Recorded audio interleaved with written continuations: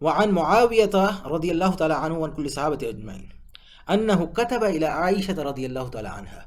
Sayyidina Muawiyah radiallahu ta'ala anhu, he sent a letter to Ammi Aisha radiallahu ta'ala anha. Okay, so this is an athar which has a hadith within it. أن اكتبني إلي كتابا توصني فيه ولا تكثري.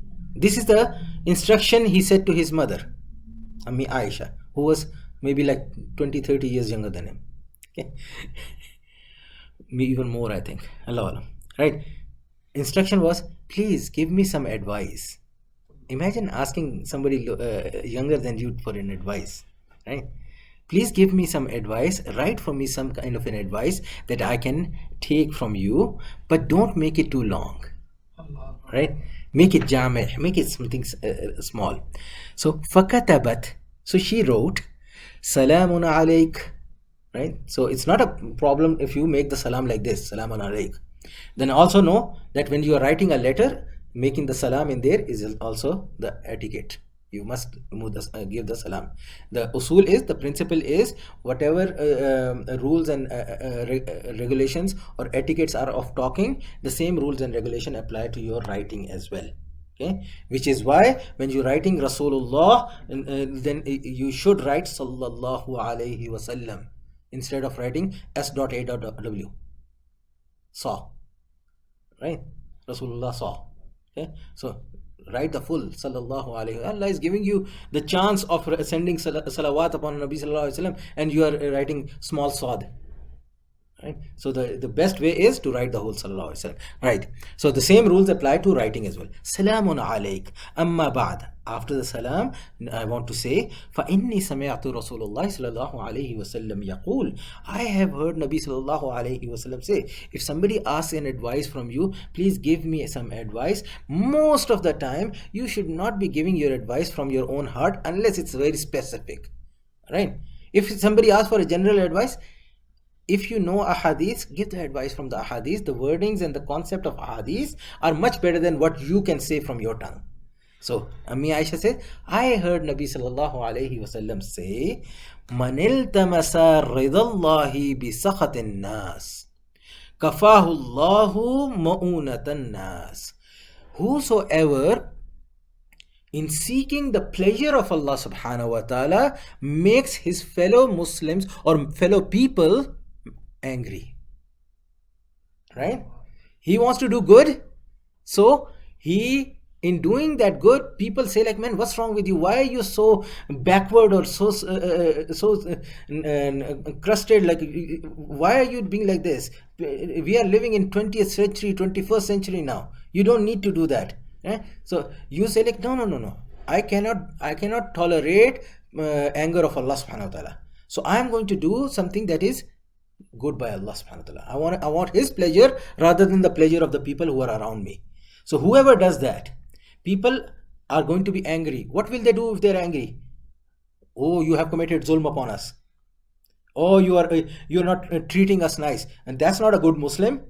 A good Muslim treats his fellow Muslims nicely and does not do bad by him, right? We are going to have food in such a place, and you are saying like, oh, you're not going to go there simply because they are serving other people alcohol there, right? What are you doing? Is this not, like, why are you becoming ISIS, as they say, like these days, right?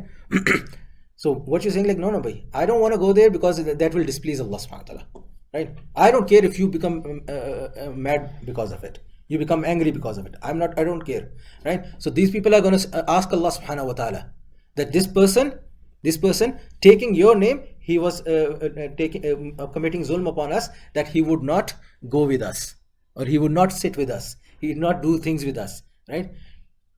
Kafa Allahu ma'unatan nas. Allah will suffice for you, meaning Allah is going to argue on your behalf with them. Okay?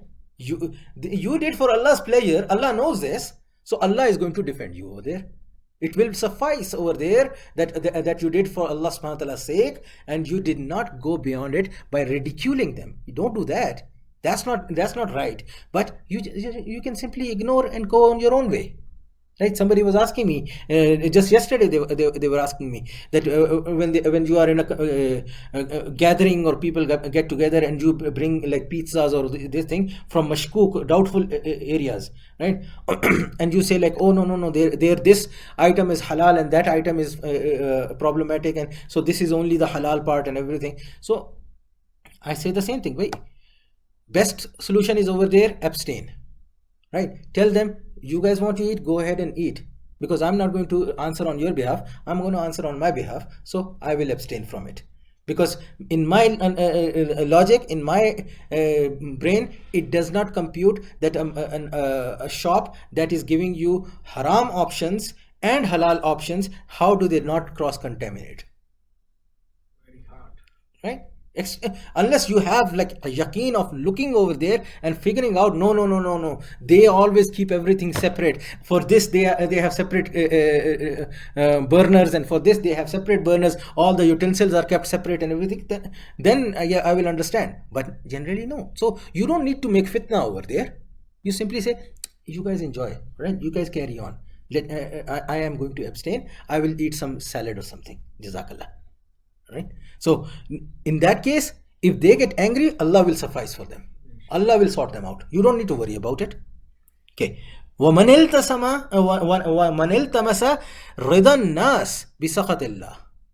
Flip. Whoever wants to attain the diplomacy, whoever wants to attain the pleasure and acceptance of the people, making them happy, in lieu of what? بِسَخَطِ اللَّهِ.